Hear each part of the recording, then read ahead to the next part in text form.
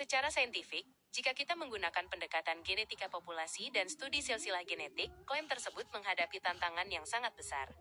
Berikut adalah analisis mengenai mengapa hal tersebut dianggap sangat rendah kemungkinannya dari sudut pandang sains. 1. Ketidakcocokan filogenetik, perbedaan jalur evolusi. Dalam genetika, garis keturunan patrilineal, ayah ke anak laki-laki dilacak melalui kromosom Y, YDNA. Seseorang akan mewarisi haplogrup yang sama dengan ayahnya, kakeknya, dan seterusnya hingga ribuan tahun ke belakang.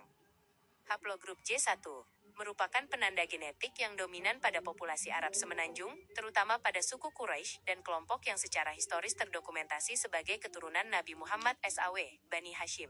Haplogrup G memiliki jalur evolusi yang berbeda dan terpisah sangat jauh dari J1.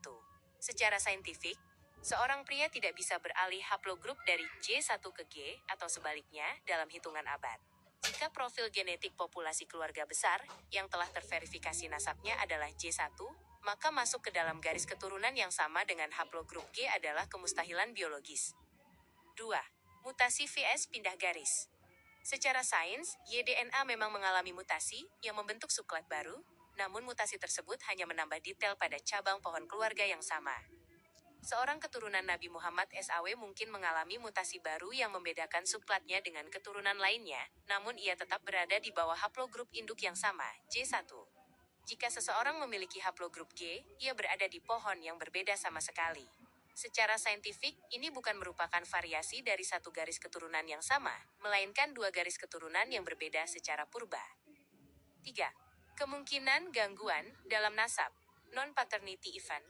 Jika seseorang memiliki bukti nasab tertulis namun hasil tes DNA menunjukkan haplogrup G, sementara profil genetik keluarga besar Bani Hashim adalah J1, secara saintifik ada dua kemungkinan utama. Adopsi atau kesalahan pencatatan. Terjadi peristiwa non-paternity event (NPE) di masa lalu, di mana garis keturunan biologis terputus dan digantikan oleh garis keturunan dari ayah yang berbeda, yang memiliki haplogrup G. Klaim yang tidak akurat. Silsilah tertulis yang diklaim tidak mencerminkan garis keturunan biologis yang sebenarnya. Kesimpulan saintifik, jika seseorang bersikeras bahwa ia adalah keturunan langsung, patrilineal, Nabi Muhammad SAW, namun hasil tes DNA menunjukkan ia berada di haplogrup G, maka secara saintifik klaim tersebut sangat tidak mungkin. Dalam sains, konsistensi data adalah kunci. Jika data genetik, DNA, kontradiktif dengan klaim silsilah, nasab, maka secara saintifik, salah satu dari keduanya harus dipertanyakan.